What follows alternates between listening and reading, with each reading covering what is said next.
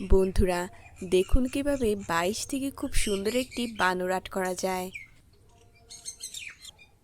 যারা কখনো আর্ট করেনি তারাও খুব সহজে এই বানরটি শিখে ফেলতে পারবে। ভিডিও শেষে আমি বানরটি রং করব, তাই ভিডিওটি সম্পূর্ণ দেখুন।